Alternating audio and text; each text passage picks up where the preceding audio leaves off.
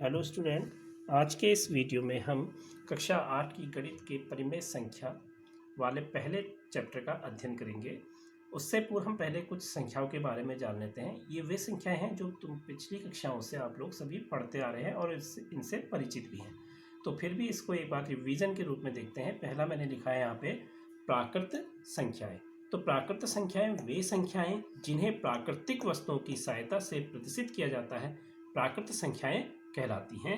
प्राकृत संख्याएं जिससे हमारी 1, 2, 3, 4, 10, 15, 20, 25, 100 अनंत तक होती हैं। इन सभी को हम किसी न किसी प्राकृतिक वस्तु की सहायता से आसानी से प्रदर्शित कर सकते हैं, यानी कि दिखा सकते हैं। जैसे एक है, हम एक पत्ता दिखा सकते हैं, एक पत्थर दिखा सकते हैं, एक लकड़ी का टुकड़ा दिखा सकते हैं। इसी प्रकार से 2 को भी दिखा सकते हैं, 3 को भी, 4 को भी। अगर हमें 10 को प्रदर्शित करना है तो हम 10 पत्थर दिखा सकते हैं, 10 लकड़ी के टुकड़े, 10 पत्ते आदि से हम इन प्राकृत संख्याओं को प्रदर्शित कर सकते हैं। अब आते हैं, दूसरा मैंने लिखा है पूर्ण संख्याएं। शून्य सहित सभी प्राकृत संख्याएं हमारी क्या होती हैं? पूर्ण संख्याएं कहलाती हैं। तो जितनी भी प्राकृत संख्याएं वो तो इसमें शामिल होंगी, साथ ही साथ शून्य हो जाएगा। बस शून्य ही हमारा क्या है, वह प्राकृत संख्या नहीं है। क्यों? क्योंकि शून्य को हम किसी भी प्राकृत वस्तु की सहायता से प्रदर्शित नहीं कर सकते। जैसे अगर हम दिखाना भी चाहें, मैं कहूँ कि शून्य को अगर हम दिखाएं तो हम किसी भी वस्तु की सहायता से इसको दिखा नहीं सकते। इसलिए शून्य जब प्राकृत संख्याओं में शामिल होता है, हम कहते हैं कि संख्याएं हमारी क्या हो गई, पूर्ण हो गई, या उन्हीं को हम पूर्ण संख्याएं कहते हैं। तो पूर्ण संख्याएं में शून्य, 1, 2, 3, 4, 10, 15, 20, 100 ये सब हमारी आ जाती है। तो वो हमारा क्या हो जाता है? पूर्ण संख्याएं। तीसरा हमारा है पूर्णांक। पूर्णांक सभी पूर्ण संख्याएं तथा ऋणात्मक संख्याओं का जो संग्रह बनता है उसको हम क्या कहते हैं? पूर्णांक कहते हैं। ऋणात्मक संख्याएं भी और सभी पूर्ण संख्याएं भी के बने संग्रह को पूर्णांक कहते हैं। पूर्णांक को अगर हम देखें तो पूर्णांक हमारे 3 प्रकार के होते हैं। धनात्मक पूर्णांक है हमारा +1, +2, +3।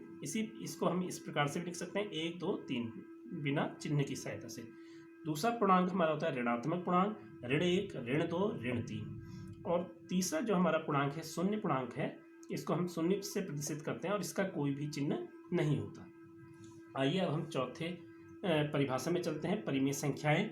परिमेय संख्याएं जो हमारा चैप्टर भी है, तो वह संख्याएं जिन्हें P/Q या भिन्न के रूप में लिखा जा सकता है, जहां P और Q पूर्णांक हैं तथा Q is not equal to 0, Q 0 के बराबर नहीं होगा, परिमेय संख्याएं कहलाती हैं। तो वे संख्याएं जो P/Q की साधारण शब्दों में बोले, जिन्हें भिन्न के रूप में हम लिख सकते हैं, वह हमारी क्या होती हैं? परिमेय संख्याएं होती है। जैसे मैंने उदाहरण लिखा है 1। यहाँ पे आप देखिए, अगर मैं 1 लिखता हूँ तो 1 को हम 1/1 यानी कि P/Q के रूप में व्यक्त कर सकते हैं। ठीक इसी प्रकार से 2 को भी हम क्या लिख सकते हैं? 2/1 लिख सकते हैं। अगर हम 3 की बात करें तो 3 को भी हम 3/1 के रूप में लिख सकते हैं। तो ये हमारी क्या है? सब परिमेय संख्याएं हैं। ठीक इसी प्रकार शून्य है, तो शून्य को भी हम 0/1 लिख सकते हैं, यानी 0/1 यानी कि P/Q के रूप में इसको लिखा जा सकता है। उसके बाद बात करें 1/2, ये हमारा P/Q के रूप में है। -3/5 की बात करें, यह भी हमारा P/Q के रूप में है। 9/-5 की बात करें, यह भी हमारा P/Q के रूप में है। तो ये सब की सब हमारी क्या हुई? परिमेय संख्याएं हुई। आइए स्टूडेंट, अब हम चलते हैं परिमेय संख्याओं के गुणधर्म की ओर। आइए स्टूडेंट, अब हम परिमेय संख्याओं के गुणधर्म का अध्ययन करते हैं। यहाँ पर मैंने परिमेय संख्या का पहला गुण यानी कि संवृत गुण को यहाँ पे लिखा हुआ है। तो इसमें पहला है, 2 परिमेय संख्याओं का योग करने पर परिमेय संख्या प्राप्त होती है। अगर हम 2 परिमेय संख्याओं को जोड़ते हैं तो जब हमारा योगफल प्राप्त होता है वह भी क्या होता है? परिमेय संख्या होता है। जैसे मैंने यहाँ पे उदाहरण लिया है, 3/8 प्लस -6/7। इनके हरों को बराबर कर लेंगे, लॉसो ले लेंगे। 8 और 7 का 56 आया, 7 से 3 में गुणा कर दिया, 8 में -6 से गुणा कर दिया। 3 सत्ते 21 हो गया, 8 छंग 48 हो गया, प्लस और माइनस की गुणा माइनस हो गया। ये प्लस का 21 है, प्लस -48, इन दोनों को विपरीत चिन्ह होने पे घटा देंगे, तो घटाने पे आ गया -27। घटाएंगे 27 आएगा, लेकिन चिन्ह किसका आएगा? जिसका अंकिक मान बड़ा है। यहाँ पे 48 का अंकिक मान बड़ा है, तो इसका चिन्ह यहाँ पर माइनस आ गया, बट्टे में 56। तो परिमेय संख्या, और ये हमारा जो -27/56 यहाँ पे हमारी क्या है? परिमेय संख्या। ठीक, दूसरा है, इसी प्रकार अगर हम 2 परिमेय संख्याओं का अंतर करते हैं, यानी कि 2 परिमेय संख्याओं को अगर हम घटाते हैं तो भी हमें जो अंतर प्राप्त होता है वह भी हमारी क्या होती है? परिमेय संख्या होता है। इसी उदाहरण को मैंने यहाँ पे अंतर की सहायता से दिखाया है। 3/8 -6/7, इन दोनों को घटा रहे हैं, तो 3/8 है, -6/7 है, तो हम 3/8 को ऐसे लिख लेंगे, इसको धन चिन्ह और -6/7 का हम योज्य प्रतिलोम ले लेंगे जो आएगा +6/7। फिर से इन दोनों का हमने लॉसो ले लिया, 56 आया, 7 से 3 में गुणा कर दी और 8 से 6 में गुणा कर दी, तो ये 21 + 48 हो गया ऊपर बट्टे में 56। तो 21 और 48 को जोड़ा है 69/56 हो गया। ठीक है स्टूडेंट, यह भी हमारी क्या है, परिमेय संख्या है। उसके बाद तीसरा हमारा है दो परिमेय संख्याओं का गुणनफल परिमेय संख्या होता है। अगर हम दो परिमेय संख्याओं को भी गुणा करते हैं तो हमें जो प्राप्त होता है वह भी क्या होती है, परिमेय संख्या होती है। जैसे मैंने यहाँ पे यही उदाहरण लिया है, 3/8 गुणा -6/7। ये प्लस का चिन्ह है, ये माइनस का चिन्ह है, इसकी हम गुणा कर लेते हैं। प्लस और माइनस की गुणा करेंगे -3 और 6 की गुणा करेंगे 3 छंग 18, 8 और 7 की गुणा करेंगे 56, तो -18/56 आया। यह भी हमारी क्या है, एक परिमेय संख्या है। आइए अब इसमें हम चौथा जो है उसको पढ़ते हैं, संवृद्ध गुण। दो परिमेय संख्याओं का भागफल परिमेय संख्या होता है। अगर हम दो परिमेय संख्याओं को भाग करते हैं तो भी हमें क्या प्राप्त होती है, परिमेय संख्या प्राप्त होती है। तो होते 3/8 भागा -6/7। तो इसको हम करेंगे 3/8 गुणा माइनस, ये भागा चिन्ह को गुणा में बदल दिया और इसका हमने क्या लिया, व्युत्क्रम ले लिया, तो -7/6। प्लस और माइनस की गुणा हुई, माइनस चिन्ह हो गया, 3 सत्ते 21, 8 छः 48, तो -21/48 आया। यह भी हमारी क्या है, परिमेय संख्या है। तो संवृद्ध गुण में अगर दो परिमेय संख्या को योग करेंगे तो परिमेय संख्या प्राप्त होती है। दो परिमेय संख्याओं को अगर हम घटाएंगे तो भी परिमेय संख्या प्राप्त होती है। दो परिमेय संख्याओं का गुणनफल करेंगे तो भी परिमेय संख्या प्राप्त होती है। और चौथा जो है, दो परिमेय संख्याओं को अगर हम भाग करते हैं तो भी हमें परिमेय संख्या प्राप्त होती है। यह परिमेय संख्याओं का कौन सा गुण है, संवृद्ध गुण है। आइए अब अगले गुण की ओर चलते हैं, क्रम विनिमयता की ओर। तो स्टूडेंट, अब अगला गुण है क्रम विनिमयता का। इसमें पहला हमने लिया है योग।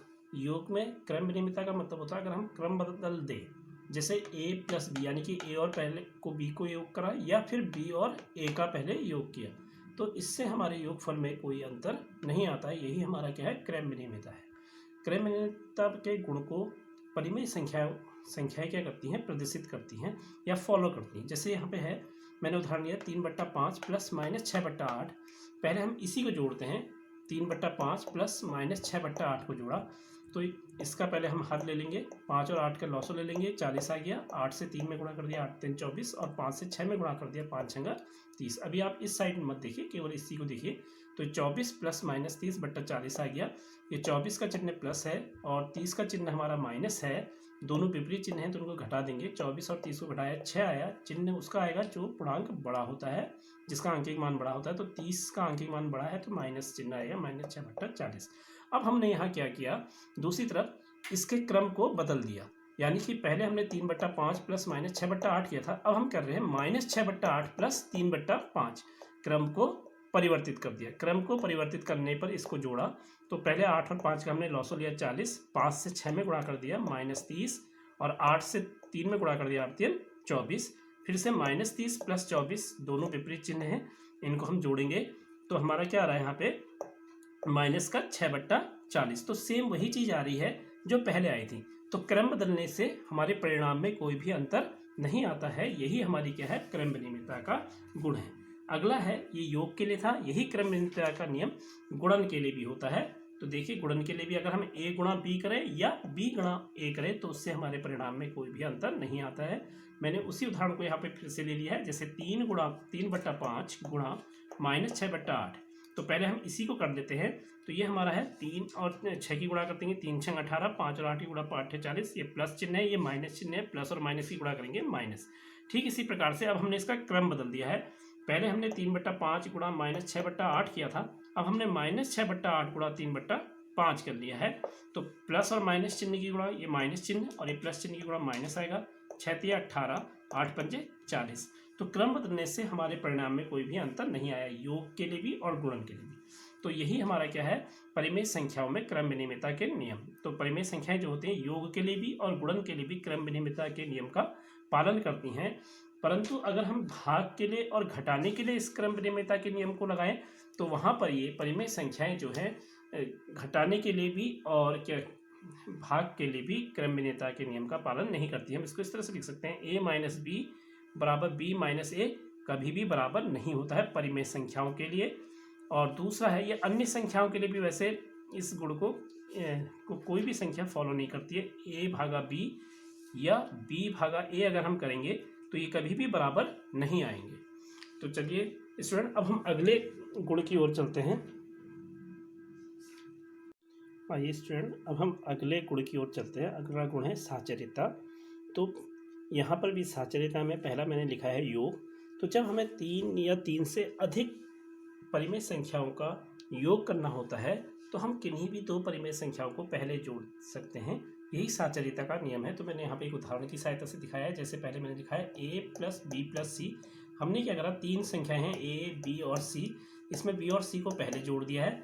दूसरी बार में हमने क्या करा, a और b को पहले जोड़ दिया और c को बाद में जोड़ दिया। तो a प्लस बी प्लस सी है और यहाँ भी a प्लस बी प्लस सी है, लेकिन इसमें b प्लस सी को पहले जोड़ा गया और इसमें a प्लस बी को पहले जोड़ा गया है।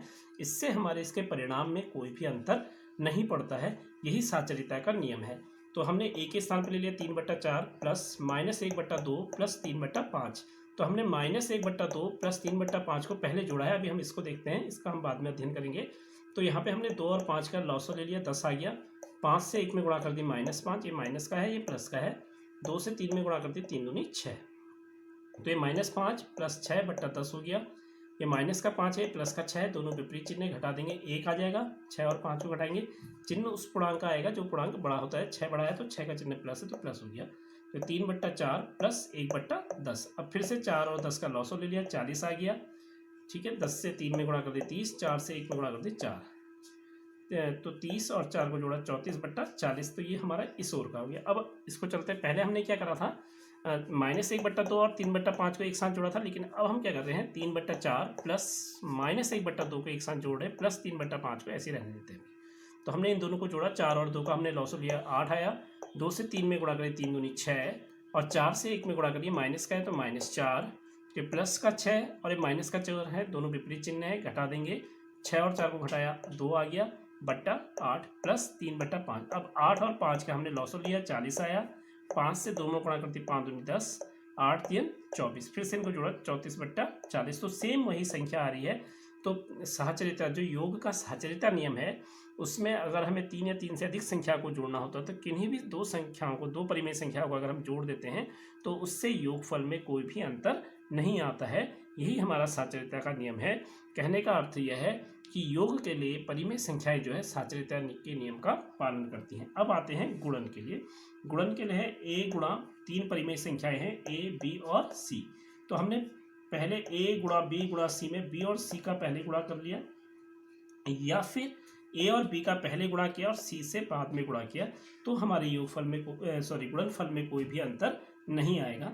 तो मैंने वही परिमेय संख्या ली है, 3/4 गुणा -1/2 गुणा 3/5। इसमें हम -1/2 और 3/5 की पहले गुणा कर रहे हैं। पहले इधर वाले को देख लेते हैं। तो माइनस से गुणा करें तो माइनस ही आएगा, 3 एकम 3 और 2 पंजे 10, तो 3/10 आ गया। अब 3 और 3 की गुणा करी 9 आ जाएगा और 4 और 10 की गुणा करी 40 आ गया। चिन्ह किसका आ गया, माइनस का, तो पहले का आ गया -9/4। अब हमने क्या करा, 3/4 गुणा -1/2, यानी कि इन दोनों को पहले गुणा किया, 3/4 और -1/2 की पहले गुणा करी, गुणा 3/5। 3 एकम 3, 4 दूनी 8, ये माइनस का चिन्ह है, ये प्लस का चिन्ह है, तो -3/8 गुणा 3/5। अब इन दोनों की गुणा करी, प्लस और माइनस की गुणा करी, -3 3 9, 8 पंजे 40, यानी कि 9/40। तो देखा, परिणाम में कोई भी अंतर नहीं आया। यानी कि अगर हम तीन हमारे परिमेय संख्याएं हैं, कोई भी 2 परिमेय संख्याओं को पहले गुणा कर लिया, फिर तीसरी परिमेय संख्या से गुणा करेंगे तो परिमेय संख्याओं के परिणाम में, गुणनफल के परिणाम में कोई भी अंतर नहीं आता है। यही हमारा क्या है, गुणन के लिए साचर्यता का नियम है। और परिमेय संख्याएं भी गुणन के लिए साचर्यता के नियम का पालन करती हैं। अब बात आती है अंतर के लिए, यानी कि व्यकलन के लिए, घटाने के लिए और भागफल के लिए। ठीक यहाँ पर भी वही होता है। परिमेय संख्याएं में अंतर के लिए साचर्यता नियम का पालन नहीं करती हैं और गुणन के भाग के लिए भी परिमेय संख्याएं साचर्यता के नियम का पालन नहीं करती, केवल योग और गुणन के लिए करती हैं। आई होप कि आपको यह समझ में आ गया होगा। अगर समझ में नहीं आ रहा है तो वीडियो को बार बार देखिए और चैनल को लाइक सब्सक्राइब कीजिए। Thank you.